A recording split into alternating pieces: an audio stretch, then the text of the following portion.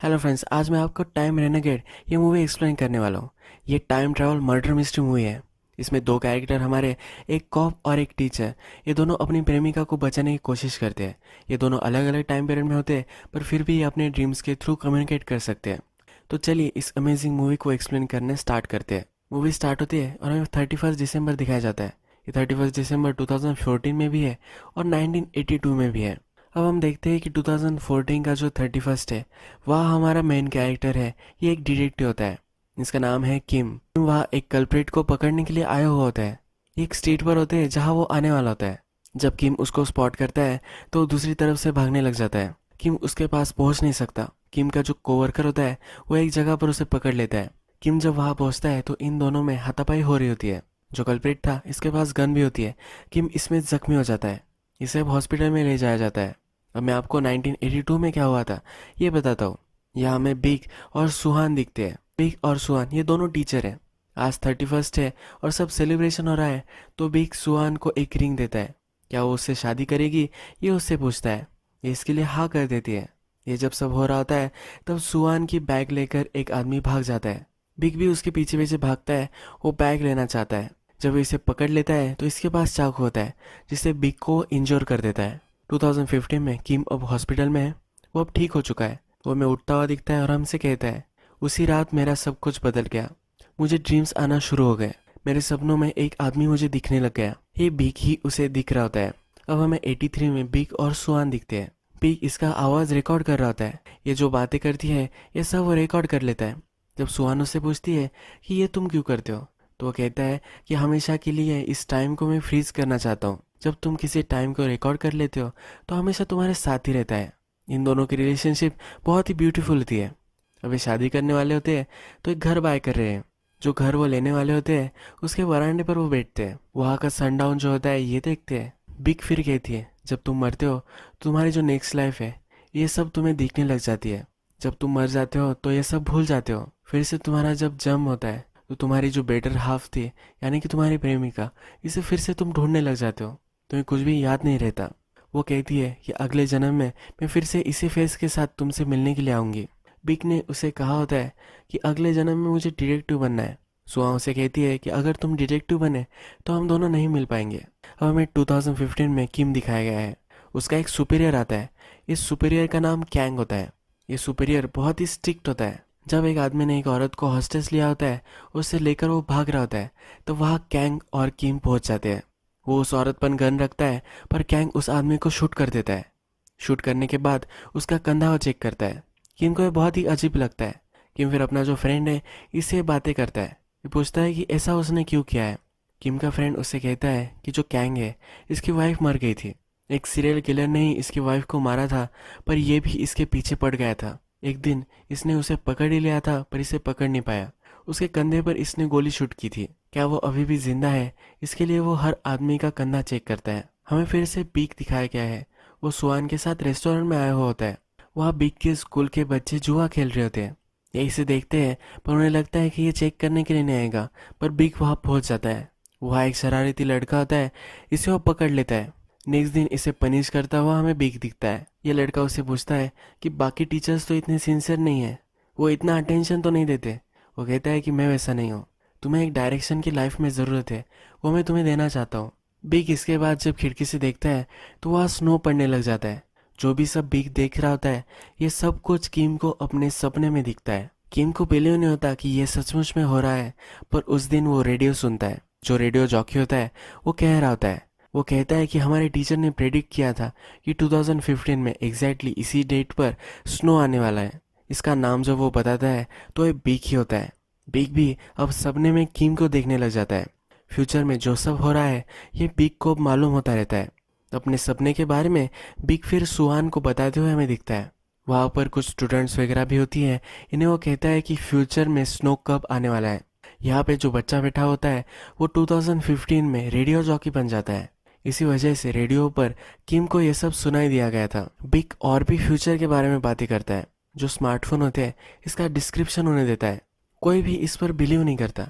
किम भी अपने फ्रेंड को जो सब हो रहा है ये सब कुछ बताता है। उसका फ्रेंड भी उस पर बिलीव नहीं करता। किम जब एक केस की इन्वेस्टिगेशन कर रहा होता है और सीसीटीवी कैमरा देखता है तो वहाँ उसे सुआन दिखती है। इसे अपने ड्रीम से वो पहचान जाता है, ये बिग की सुआन है।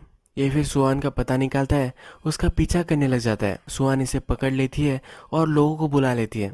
किम का वॉलेट इसके पास नहीं होता तो इन्हें लगता है कि अबडक्ट करने वाला कोई क्रिमिनल है। ये फिर उसे जब पुलिस स्टेशन में लेकर आते हैं तब इन्हें पता चलता है कि ये डिटेक्टिव है। ये सब कैंग देख रहा होता है। अब 2015 की सुआन को पता चल चुका है कि ये डिटेक्टिव है, तो ये सब अब डिनर के लिए आ जाते हैं। किम बिलीव नहीं कर पाता कि 2015 की सुआन और उसकी ड्रीम्स की सुआन ये सेम ही है। ये सुआन के स्कूल का नाम लेता है। वो कहता है कि क्या तुम सचमुच में उस स्कूल में नहीं पढ़ाती है? वो कहती है कि नहीं पढ़ाती है, वो दूसरे स्कूल में पढ़ाती है। जब 2015 की सुआन अपने स्कूल में होती है तो उसके वाइस प्रेसिडेंट से पूछती है कि क्या इस स्कूल का नाम अलग था, तो इसे वो कंफर्म करती है। इसे अब सुआन भी इसमें सब में इंटरेस्टेड हो जाती है। स्कूल का जो पुरानी ईयरबुक था इसे वो देखती है। इसमें 1983 की सुआन जो टीचर थी ये वो देखती है। इन दोनों का चेहरा सेम होता है। ये सब वो किम को दिखाती है। किम कहता है कि इसके बारे में मुझे इन्वेस्टिगेशन करनी पड़ेगी, ये सब करने के लिए मुझे टाइम लगेगा, तो क्या हम फिर से मिल सकते हैं? इनडायरेक्टली किम सुआन को डेट पर पूछ रहा होता है। इसके लिए हाँ कर देती है। किम जब इन्वेस्टिगेशन कर रहा होता है तो उसे बहुत सारी चीज़ें नहीं मिल रही होती है। कैंग फिर उसके पास आता है, उसे कुछ फाइल्स देता है और कहता है कि इन्हें सॉर्ट कर देना। इस फाइल्स में 1983 की सुआन के बारे में एक फाइल होती है। इसमें सुआन मर चुकी है ये लिखा होता है। इसका मर्डर हो चुका था, सुआन का मर्डर हो चुका है, यह बीक को अपने सपने में पता चल जाता है। ये इससे बहुत ही ज़्यादा डिस्टर्ब हो जाता है। 1983 में सुआन जब अपने स्कूल में होती है तो आज बहुत ही देर हो जाती है। जब वो लैब में जाती है तो वहाँ एक लड़की होती है, उसका पैर कांच पर पड़ जाता है, उसकी वजह से वो इंजोर हो जाती है। सुआन उससे पास जाती है, उसे मलहम पट्टी वगैरह करवाती है। इस लड़की से पूछने के बाद वो लड़की कहती है कि यहाँ बुक लेने के लिए आई थी, मुझे लगा यहाँ कोई है तो मैं चेक करने के लिए आई, तो मैं इंजोर हो चुकी हूँ। ये फिर से कहती है कि मैंने किसी को यहाँ देखा था। अब बीक को पता चल चुका है कि सुआन मर सकती है, उसने ड्रीम्स में देखा है। तो कल वो फिर से अपने स्कूल में सुआन से मिलने के लिए आता है। वो सुआन से पूछता है कि आज तुम्हारा प्लान क्या है? ये कहती है कि मैं तुम्हें अपना प्लान नहीं बता सकती। ये कहता है कि ऐसा क्या प्लान है? ये बहुत ही ज़्यादा इंसिस्ट करता है तो ये उसका प्लान बता देती है। ये आज वेडिंग ड्रेस देखने के लिए जा रही होती है। बीक कहता है कि मैं भी तुम्हारे साथ आऊँगा। सुहान मानती नहीं, कहती है कि अपशगुन होता है, तुम मुझे वेडिंग से पहले वेडिंग ड्रेस में नहीं देख सकते। बीक इसके लिए कुछ भी नहीं कर सकता। बीक जब फ्यूचर के बारे में बता रहा था तो उसने एक मैच के बारे में भी कहा था जो फ्यूचर में होने वाली है। उसका जो स्टूडेंट था ये सब वो सुन रहा था। जब स्टूडेंट ने मैच देखी तो बीक ने जो स्कोर प्रिडिक्ट किया था यही स्कोर आया। अब बीक को 100% मालूम हो जाता है कि ये जो सपने हैं ये कोई इल्यूजन नहीं है, जो सब हुआ था वो सचमुच में हो रहा है। जो केस फाइल कैंग ने किम को दी थी इसमें बहुत सारी चीज़ें उसने देखी थी। इसमें वर्कर की स्ट्राइक होने वाली है ये भी बीक को पता चल चुका था। जब ये बाहर आया तो ये हो रहा था, वह 100% श्योर हो जाता है। बीक ने फाइल में देखा था कि एक जुआरी था, उसने सुआन को मार डाला था। उस जुआरी को फिर बीक ढूंढने लग जाता है। एक जगह पर आता है, उसका नाम लेता है। ये जुआरी फिर वहां से भाग जाता है। बीक उसका पीछा करता है पर इसे ढूंढ नहीं पाता। ये जुआरी भागते भागते सुआन से टकरा जाता है। सुआन के पास बहुत सारे पैसे होते हैं, ये वो देख लेता है। सुआन एक जगह टॉयलेट में जब आती है उसका पीछा करते करते ये वहां पहुंच जाता है। इसके बाद ये जुआरी जब बाहर निकलता है तो बीक से ये टकराता है। इसके हाथ खून से रंगे हुए होते हैं और सुआन की पर्स इसके पास होती है। बिग डर जाता है। एक सुआन को देखने के लिए जाता है तो सुआन मरी पड़ी हुई होती है। जो जुआरी था उसे नेक्स्ट दिन पुलिस पकड़ लेते हैं। बिग भी हुआ होता है। बिग ये सब जब देख रहा होता है तो ये उसके स्टूडेंट के ही फादर होते हैं। जिस स्टूडेंट को उसने पकड़ा था जुआ खेलते हुए उसका ही ये फादर थे। ये स्टूडेंट फिर बिग के पास आता है। वो कहता है कि मेरे फादर ऐसा नहीं कर सकते, उन्हें फ्रेम किया जा रहा है, जो एक्चुअल मर्डरर है इसे मैं ढूंढ लूंगा। अब मैं फिर से 2015 दिखाया जाता है। ये स्कूल के वाइस प्रेसिडेंट से बात करी होती है। ये वाइस प्रेसिडेंट उसे कहती है कि हमने अपना स्कूल का नाम बदल दिया था क्योंकि यहाँ एक बड़ी फायर हो चुकी थी, यहाँ बहुत सारे बच्चे भी मर गए थे। इसकी एग्जैक्ट डेट वगैरह वो सब कुछ उसे बताती है। जो ये सब इन्फॉर्मेशन है ये सुआन फिर किम को दे देती है। ये जब चेक करते हैं कि उस फायर में कौन से बच्चे मरे थे तो उन्हें पता चलता है कि 1983 की सुआन जो थी उसके ही सब क्लासरूम के बच्चे इसमें मर चुके थे। ये इन्हें बहुत ही सस्पिशियस लगता है। ये जब बात कर रहे होते हैं तो हमें दिखता है कि कैंग इन दोनों पर नज़र रख रहा है। हमें पता है कि बिग हमेशा ऑडियो रिकॉर्डिंग करता है तो इसकी जो सब रिकॉर्डिंग्स होती है ये अब कैंग के पास है। कैंग जो है ये बिग के रिलेटेड है। जो सब किम को मालूम हो रहा है ये सब चीज़ें अब बिग को दिख रही है। बिग फिर इस मर्डर के इन्वेस्टिगेशन में लग जाता है। किम फाइल्स में देखता है कि जो गैम्बलर था वो रियल किलर नहीं था, क्योंकि वो मरने के बाद भी एक मर्डर हुआ था। अब बिग को ये पता चल चुका है तो ये इस इन्वेस्टिगेशन में लग जाता है कि रियल मर्डरर कौन है।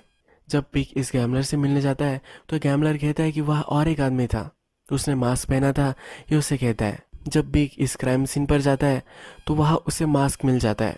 जो सब इन्वेस्टिगेशन बिग करता है इस सब की उसने रिकॉर्डिंग की थी। यही रिकॉर्डिंग कैंग के पास है, जो फायर होने वाली थी, जिसमें सब बच्चे बनने वाले थे। इसके बारे में अब बिग को मालूम है। बिग को पता है कि जो रियल किलर है वो वहाँ आया होगा। वो सब प्रिपेयर करता है, उसे पकड़ना चाहता है। जब वो वहाँ पहुँचता है तब ऑलरेडी आग लग चुकी होती है। वो उस किलर को पकड़ सकता है, वो सामने ही होता है। पर इस रूम में जो बच्चे होते हैं वो घायल पड़े हुए होते हैं।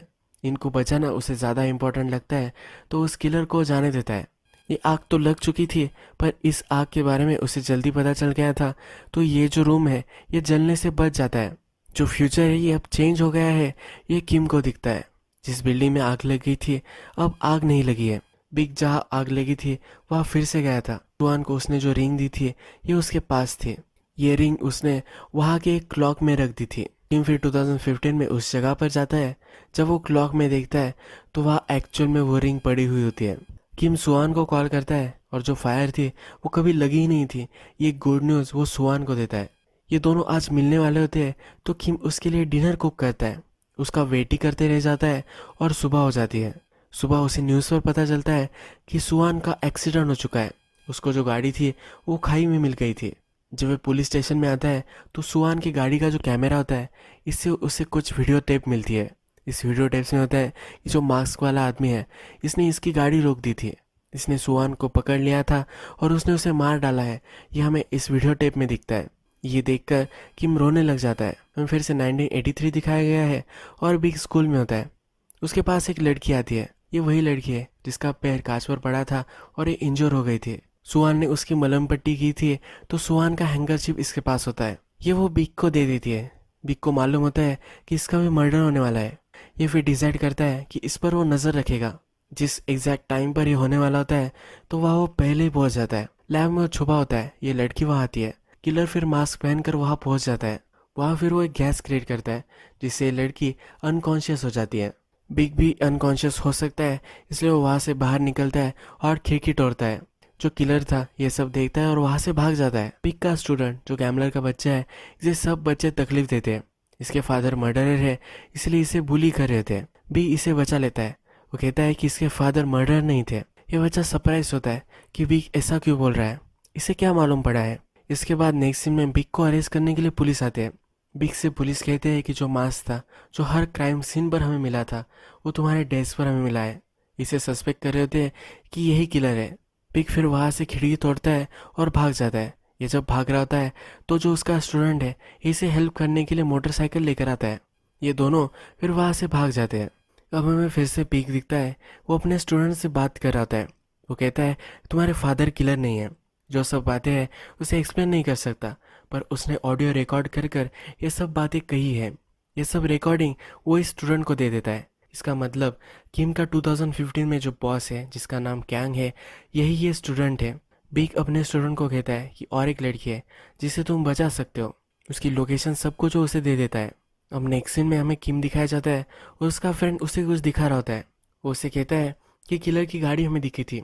उस गाड़ी में ट्रैकिंग डिवाइस है और इससे हमें पता चला है कि ये गाड़ी अभी भी वही है। किम फिर किलर को ढूंढने के लिए निकल पड़ता है। हमें दिखता है कि जो 2015 की सुहान है ये अभी भी जिंदा है और एक अंडरग्राउंड बंकर में वो बैठी हुई है। वहाँ पे जो किलर है वो भी मौजूद है। सुहान को जब होश आता है तो एक चेयर लेती है और किडनैपर के सर में डाल देती है। किडनैपर को बंद कर कर वहाँ से भागने लग जाती है। ये जो डोर होता है ये किडनैपर किक करके उसे ओपन कर देता है। ये भी इसके पीछे पीछे भागता है। किडनैपर के एक फ़ोन से सुहान कॉल लगाती है। ये कॉल वो किम को लगाती है। किम कहता है कि मैं भी वही आ रहा हूँ, मैं हॉकिंग कर रहा हूँ, मैं तुम्हें ढूंढ सकता हूँ।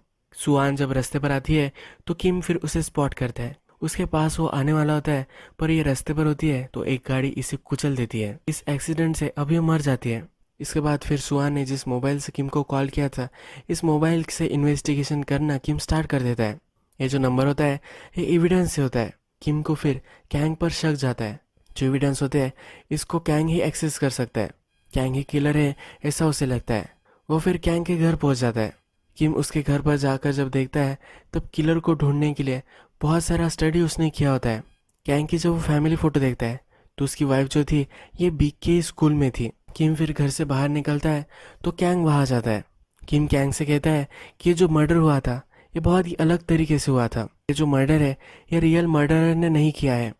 2015 के सुआन को जिसने अगवा किया था ये कैंग था। ये कैंग से पूछता है कि उसने क्यों किया था। कैंग फिर कहता है कि बीक हमें बताता था कि वो फ्यूचर देख सकता है, वो ड्रीम्स देख रहा है। जब मैंने हमारे पीरियड में तुम्हें देखा तो तुम भी सपना देख रहे थे, यानी कि तुम दोनों एक दूसरे से कम्युनिकेट कर सकते थे। बीक ने गिव अप कर दिया था। किलर जो था उसे ढूंढने में बीक ने गिव अप कर दिया था। ये सब इन्वेस्टिगेशन उसने मुझे सौंप दी थी। अगर मैं तुम्हारे जरिए फिर से उसे दिखा पाता कि किलर जो है ये अभी भी जिंदा है तो वह कभी भी इस इन्वेस्टिगेशन को ड्रॉप नहीं करता। तुम भी हमेशा किलर को ढूंढते रहते। कैंग का इसके पीछे अलग मोटिवेशन होता है। इसकी जो वाइफ थी इसको भी किलर ने मारा था। कैंग इस मर्डर की जब इन्वेस्टिगेशन कर रहा था तो उसे मर्डर वेपन मिल चुका था। इसे मर्डर वेपन मिल चुका है तो किलर ने इसे ब्लैकमेल करना स्टार्ट कर दिया। इसकी वाइफ को अगवा कर लिया और ये मर्डर वेपन उसे लाने के लिए बोला। जब कैंग ये वेपन उसे देने के लिए गया तो इसकी वाइफ को उसने मार डाला। कैंग ने किलर पर गोली चलाई पर वो उसके कंधे पर लगी। वो मरा है या नहीं ये कैंग को नहीं पता। कैंग किलर से obsessed हो चुका था तो उसे जो इन्वेस्टिगेशन है ये कंटिन्यू चलनी चाहिए ऐसा लग रहा था। टिम को अगर लगा कि किलर अभी भी जिंदा है तो इन्वेस्टिगेशन कंटिन्यू चलती रहेगी। जो किलर है वो पकड़ा जाएगा। ये सब होना चाहिए, इसीलिए सुआन को कैंग ने अबडक्ट कर लिया था। कैंग कहता है कि सुआन को मैं मारने नहीं वाला था, मुझे सिर्फ तुम्हें दिखाना था कि वो मर चुकी है। रोड पे जो एक्सीडेंट हुआ ये बहुत ही गलत चीज़ हो गई। कैंग फिर किम के पास आता है और अपने टीचर बीक को एक मैसेज देता है। उस डेट पर बीक को अपने स्कूल नहीं जाना है क्योंकि वहाँ किलर है। अगर बीक स्कूल पर जाएगा तो किलर उसे मार देगा। ये मैसेज उसे देकर जाता है। कैंग बीक को यह भी कहता है कि मुझे तब मार डालना, अगर तुम मुझे तब मार डालोगे तब मैं इस केस से obsessed नहीं हो जाऊंगा। मैंने जो मर्डर किया है ये मुझसे नहीं होगा। अब हमें दिखता है कि बीक को ये सब मैसेज मिल चुका है। इस रात बहुत ही बारिश हो रही होती है। ये कैंग का मैसेज सुनता तो है पर इसे इग्नोर कर देता है। वो अभी भी स्कूल में जाने वाला है। बीक जो है ये यंग कैंग के साथ यानी कि उसके स्टूडेंट के साथ एक जगह पर छुपा हुआ था। वो रात में वहाँ से निकल जाता है। वो स्कूल में आ जाता है। यहाँ स्कूल में आने के बाद हमें पता चलता है जो किलर है ये उनका ही बायोलॉजी टीचर है। इस बार बीक ने भी अपने साथ मास्क लाया हुआ होता है। बायोलॉजी टीचर और बीक ये दोनों अब एक दूसरे को मारने लग जाते हैं। बीक उसका गला दबा रहा होता है और फिर उससे पूछता है कि ये सब तुमने क्यों किया था। ये बायोलॉजी टीचर कहता है कि मुझे ड्रग्स की आदत थी, केमिस्ट्री लैब से मुझे ये सब मिल जाता था। सुआन केमिस्ट्री की टीचर थी तो इसने ये सब देख लिया था। सुआन ने देख लिया है तो उसका जॉब भी जा सकता था, इसलिए सुआन को उसने मार डाला था। एक स्टूडेंट थी जिसने भी ये सब देख लिया था। इसको भी मारने की कोशिश इसने की है। ये बायोलॉजी टीचर फिर एक चाकू लेता है और इससे बीक को मारने वाला होता है। तभी वहाँ यंग कैंग आ जाता है। कैंग फिर बायोलॉजी टीचर को खिड़की से बाहर फेंक देता है। बायोलॉजी टीचर जिस लड़की को मारने वाला था कैंग वो सही है या नहीं ये देखने के लिए जाता है। वो कुछ भी हर्ट नहीं हुई होती है। बीक वहाँ से बाहर निकल रहा होता है तो बायोलॉजी टीचर फिर से ऊपर आ जाता है। वो एक चाकू लेता है और बीक को मार देता है। बीक और बायोलॉजी टीचर अब दोनों एक दूसरे से बहुत ही झगड़ते हैं। ये एक दूसरे को मारते मारते टेरेस पर आ जाते हैं। यहाँ बहुत ज़्यादा बारिश हो रही है। बीक के पास एक हैंडकप होता है। इस हैंडकप से इस बायोलॉजी टीचर को पकड़ लेता है। उसे घसीटता घसीटता एक पोल के पास लेकर जाता है। ये जो पोल होता है ये लाइटनिंग को कैप्चर करता है। इसे मालूम होता है कि आज बिजली इस पर गिरने वाली है। ये किलर को वहाँ से बांध देता है और ये बिजली उस पर गिर जाती है। ये किलर स्लैश बायोलॉजी टीचर यही मर जाता है। कैंग बिग को देखने के लिए आता है पर इसी टेरेस पर बिग भी मर जाता है। जिस लड़की को कैंग ने अब बचाया था यही उसकी वाइफ बन जाती है। अब हमें नेक्स्ट सीन में फिर से 2015 दिखाया जाता है।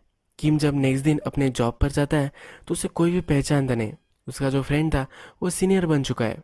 किम जब टीवी पर देखता है तो बिग का एक स्टूडेंट बहुत ही बड़ा एंटरप्रेन्योर बन चुका है। बिग ने उसे सेलफोन के बारे में कहा था तो उसके स्टूडेंट ने इसमें इन्वेस्ट किया था तो अब वो बहुत ही बड़ा अमीर बन चुका है। किम को यहाँ पता चलता है कि वो डिटेक्टिव है ही नहीं। वो फिर स्कूल पहुँचता है। स्कूल में पहुँच जाने के बाद सुआन उसे दिखती है। सुआन और इसकी रिलेशनशिप है ये उसे पता चलता है। ये दोनों इसी स्कूल में पढ़ाते हैं। किम जो है ये म्यूज़िक टीचर है और सुहान जैसे पहले थी उसी तरह से केमिस्ट्री टीचर है। किम फिर इसे हक करता है। जब वह स्कूल में पहुंचता है उसे फिर कैंग दिखता है। कैंग भी इसी स्कूल में टीचर है। जिस तरह से अच्छी शिक्षा बिग अपने स्टूडेंट को देता था उसी तरह से कैंग भी अपने बच्चों को बहुत ही सही तरीके से पढ़ाता है। अब जैसे हमने मूवी के फर्स्ट में देखा था कि बिग और सुहान दोनों अपना घर देखने के लिए गए थे, इसी तरह से किम और सुहान भी उसी घर को देखने के लिए जाते हैं।